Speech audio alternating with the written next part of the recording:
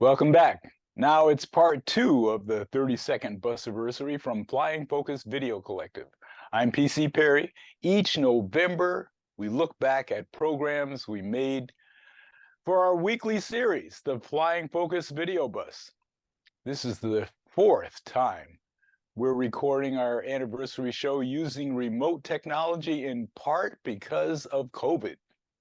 I'm joined now by Dan Handelman, who's elsewhere in Portland.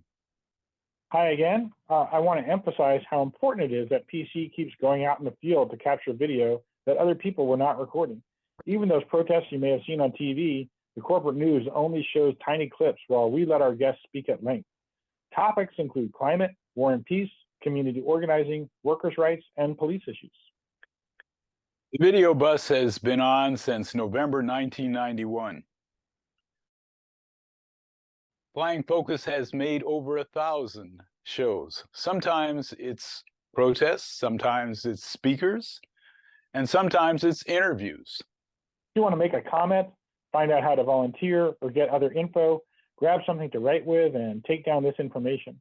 Our website is flyingfocus.org. Our phone number is 503-239-7456. And you can text us or leave a voicemail at 503-321-5051. One other way to get in touch with us is to email flyingfocus at ffvc@flyingfocus.org. Now we will get back to showing the clips from shows we produced between November 2022 and October 2023. We're joined again by Barb Greene, who is also appearing remotely. Celebrating Black Environmentalism was the topic that was conducted at June Key Delta in Portland. Barb was the editor, and tell us a little bit about that, Barb. This program featured Marissa Richardson from the Parks Department talking about Black women who were pioneers in the environmental movement here in Oregon. In the clip you're going to see, she's talking about the Albina Neighborhood Project. And I've lived in this neighborhood for 25 years and did not know that all of the cherry trees, which are just gorgeous in the spring, were planted because of this program. So let's take a look.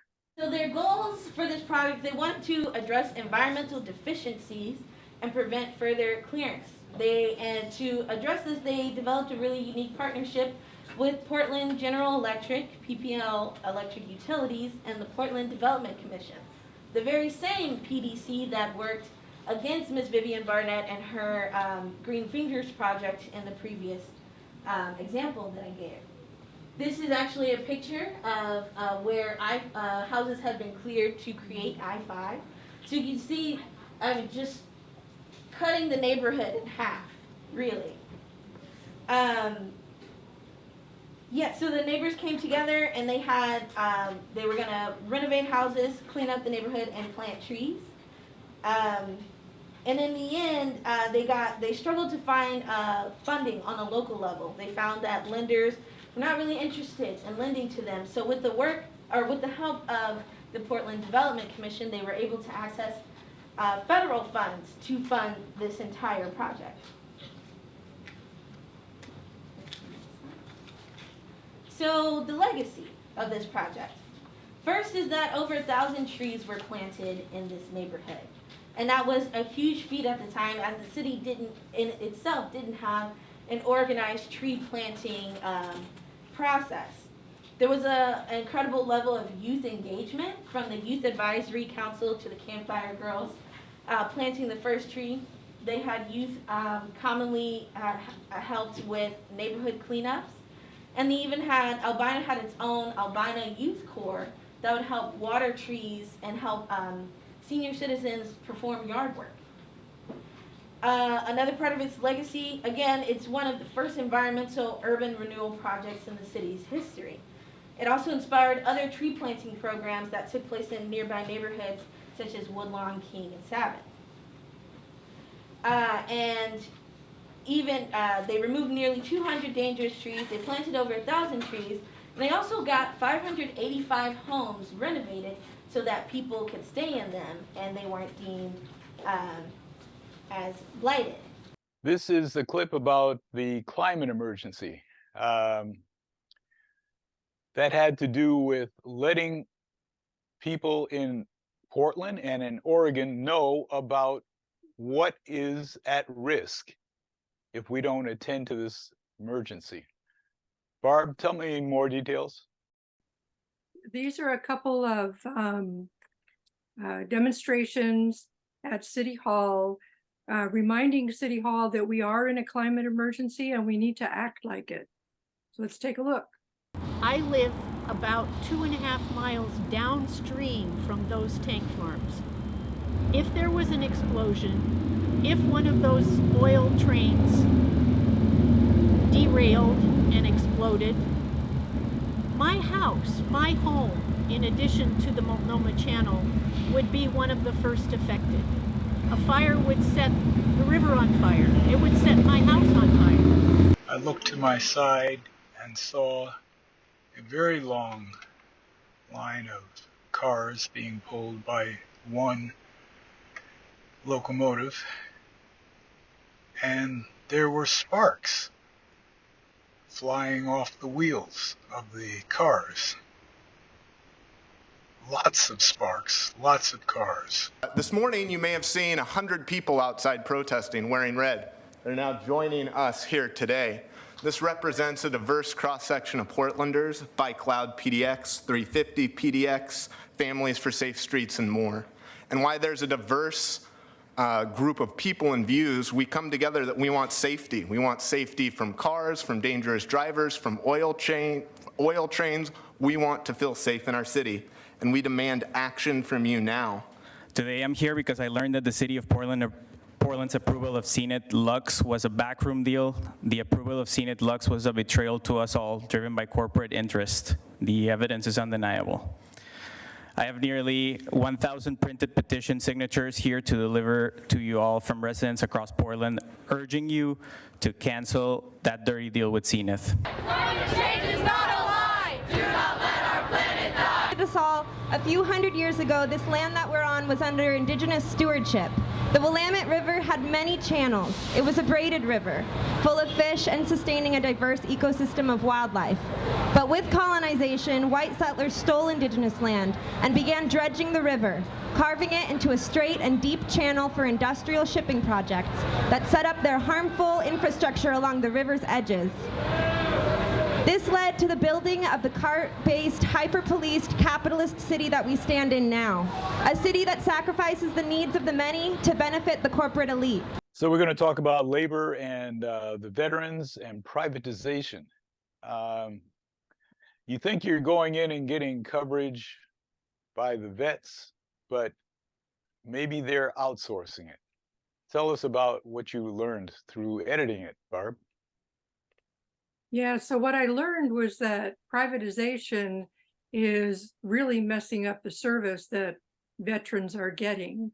And in this clip, just a word of warning, it's a little hard to watch, so be advised. I have severe post-traumatic stress. I was a Vietnam veteran. I was exposed to Agent Orange. I had a child that was born with congenital heart disease, cleft palate, other abnormalities, and eventually had to go for heart surgery when he was 3 years old in 1981.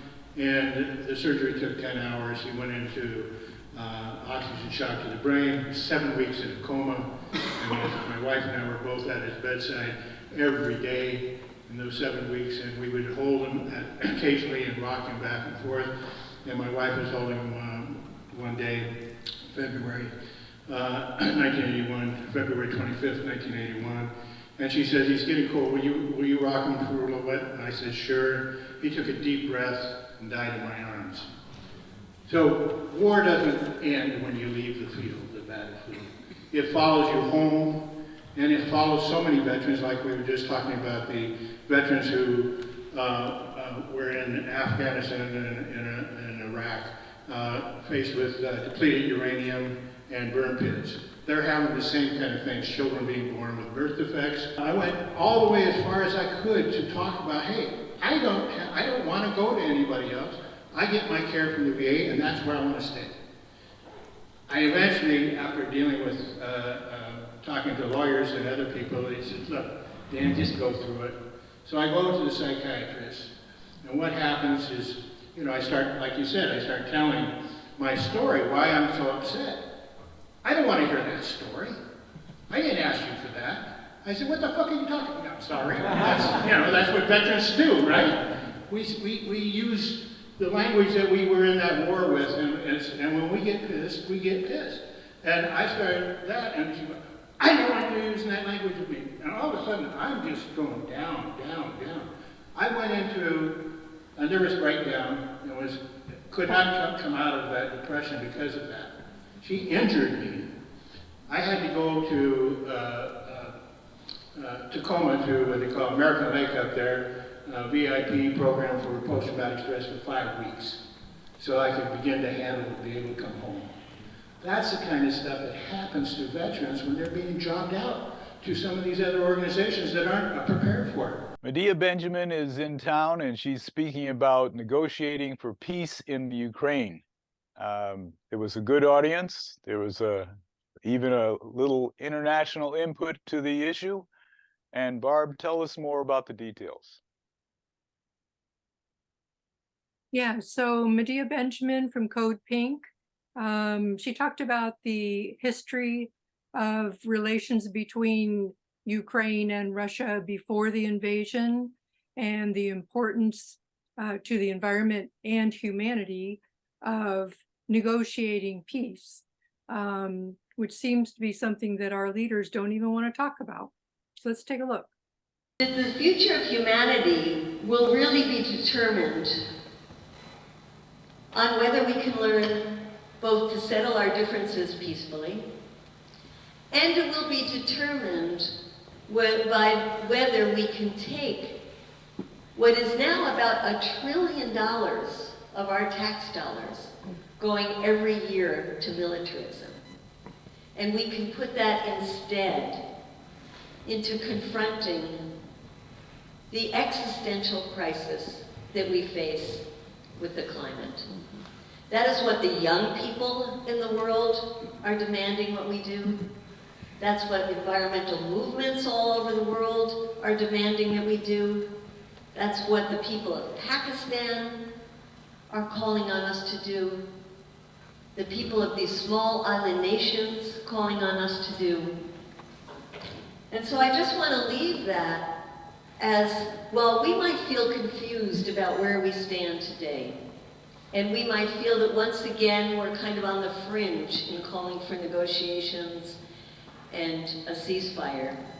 We are really part of a very, very large global community that is saying to the nations of Ukraine and Russia and all of the NATO countries, and all the countries that are helping Russia as well, including Iran, we have to sit down at the table and find a solution so that we can move on and we can confront the climate crisis. So I want to end here and call on you that we can have a discussion where we really take that issue seriously and we start figuring out ways that we, the people in the US, can start getting thousands of people out on the street like they're doing in other countries, and can start demanding that our elected officials not see negotiations as appeasement of Putin or as somehow being traitors to their party, but as them being the peacemakers that we need them to be, the peacemakers that we want them to be, the peacemakers that we are in this world. Thank you. Hi, Dan Handelman back again. These next clips are from a show that cut a 90-minute presentation by author, activist, and media analyst Norman Solomon down to 2 half-hour video bus episodes. He was talking about his most recent book, War Made Invisible, on a live stream for a Portland audience. He focused on the invasion of Iraq, the history of dehumanizing those who are on the other end of US bombs, the importance of community organizing, and the media's complicit role in making war possible. In the second part of this clip, you'll see Lisa Loving of KBOO FM prompting Mr. Solomon to talk about race and war. The event was hosted by a different project group of Peace and Justice Works, the Iraq Affinity Group, and like today's Busiversary, the Zoom direction was done by Moss Drake.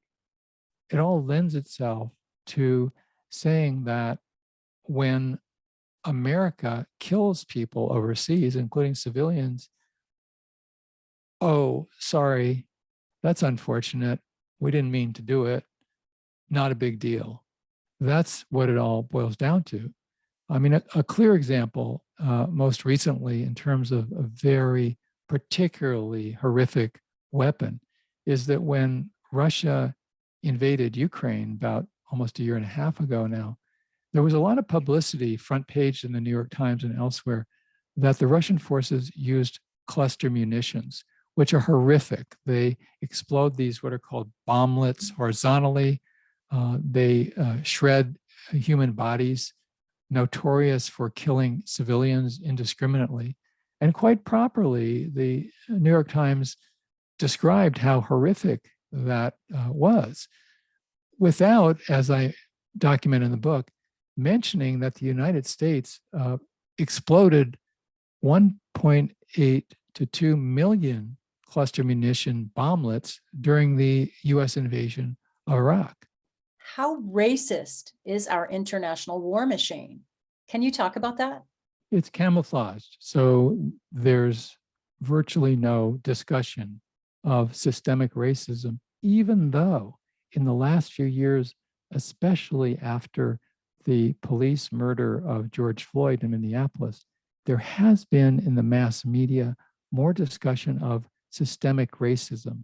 You know, we on the left 10 or 20 years ago might have used that term, but it went mainstream in the last few years. A lot of discussion of systemic racism, not enough, but that's a real step forward because so many institutions of the United States are systemically, structurally racist. That's how they function. That's the foundation and the MO of how they operate. Important to name that, analyze it, and challenge it. What was stunning to me as I worked on this War Made Invisible book is that virtually every victim of US military firepower in the so-called War on Terror has been a person of color. As many viewers know, I'm also a member of yet another project group at Peace and Justice Works, Portland Cop Watch, which focuses on police accountability. A few years ago, I produced a show about the Portland Police Bureau's Training Advisory Council, showing how they were not pushing the Bureau hard enough to explain the great disparity in how many Black people in Portland are subjected to force versus their white counterparts. This year, in a follow-up episode, the PPB attempted to explain to the TAC the differences, badly, by blaming the crime victimization rate of Black people and claiming that the 6% population figure for Black Portlanders is misleading because so many people drive in from outside Portland on any given day. In these clips, you'll hear some of this discussion and you'll see my analysis, which should make the police rethink their approach. Given the times that we live in, and certainly one of the issues that Portland Police has to deal with, same as all other urban police departments all around the country, is a really great skepticism on the way that urban police departments deal with Black people and people of color. And I would think that for Portland Police to continue working to have credibility in the public eye, that a figure like that is so far out of proportion to this demographic being represented in the population, I would think that there should be some kind of attempt to interrogate that and try and understand why that is. We have tried to look at that over the years. We've run into issues with the homeless or transient populations not being present in that community demographic data, particularly the census data. We run into issues with many of the persons who are arrested, although I don't know the figure off the top of my head, are not Portland community members. They're community members from outside of Portland, but they're represented in this total PPB custodies because they come to Portland and they're arrested for various things. Well, there was a lot of talk in the earlier part of the meeting, mostly by the police, about how the reason that the numbers are so skewed is partly because black people keep coming in from outside of Portland, and they are getting arrested at a higher rate, and that's why there's more force used against them.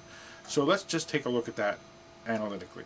There's about 635,000 people in Portland, and about 35,000 of them are African American or black Portlanders to make up that 6%. So in order for their population to be 20% black on any given day, about 89,000 people who aren't black would have to leave Portland. 89,000 people who are black would have to come in. And since there's only about 62,000 more black people in Oregon than there are in Portland itself, that means the entire black population of Oregon would have to come into Portland, and then some, for there to be 20% of people who would be subjected to arrest and then use of force, for the 20% number to hold up. And that's for 20%, and as I said, the numbers used to be 25 to 30%. Finally, in a slightly more upbeat program, though still about a troubling and unresolved issue, people rallied on President's Day in February, demanding an end to understaffing, budget cuts, mail delays, and price hikes caused by postal management. Members of the American Postal Workers Union, the Teamsters, Starbucks Workers United, Jobs with Justice, and Multnomah County Commissioner Shushila Jayapal were among those rallying the supporters. You'll hear from a small sampling of the diverse speakers in these clips. PC recorded the footage for this show, which was called Saving the People's Postal Service.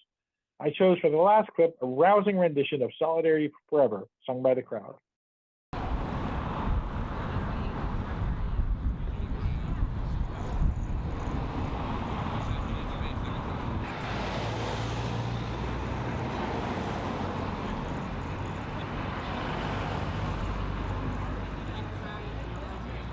My name is Daniel Fortes. I'm with the American Postal Workers Union. And it's great to see so many people out here today to support the idea that the Postal Service must remain a public service to deliver the mail of the American people. So what about the wages that you receive? Is that enough to take care of the family? We used to talk about a living family wage, and that was kind of a model that we had. But what is this? Are they getting a living family wage? I never asked him exactly how much he's getting, but is it enough to feed and clothe his family, take care of them, give them some security for the future? Is he able to do that? I think that's important, and that's what we ought to be working for. Management's refusal to hire clerks straight to career is a direct attack on good service, good jobs, and good contracts. As Jamie spoke about earlier, the carriers in Portland have one direct to career. Management is capable of hiring clerks direct to career, but they just choose not to. What management is telling us is they do not believe we are working. It's, we're just a group of kids coming out, striking out because it's time for us to get our rights. And it's crazy to sit here thinking as we're in this battle for our own first contract to see that it's still here for everybody. And so it feels amazing to stand in solidarity while you guys get your contract as well. Solidarity. Solidarity forever. Solidarity forever. For the union makes us strong. Thanks for joining us for the Busiversary, our anniversary show that we've done rain or shine, pandemic or not, for 32 years. Flying Focus has been producing video for social change since 1991. Even if progress seems slow, rest assured the work you do using the information in our show is making a difference. It would be great if you want to volunteer with and or support Flying Focus in any way. Call us at 503-239-7456 or 503-321-5051, which also receives text messages. You can email us at ffvc@flyingfocus.org. You can watch any of the previous 31 Busiversaries and over 40 other shows anytime online at flyingfocus.org. You can also watch the Flying Focus video bus every week at this time on cable or streaming on the internet.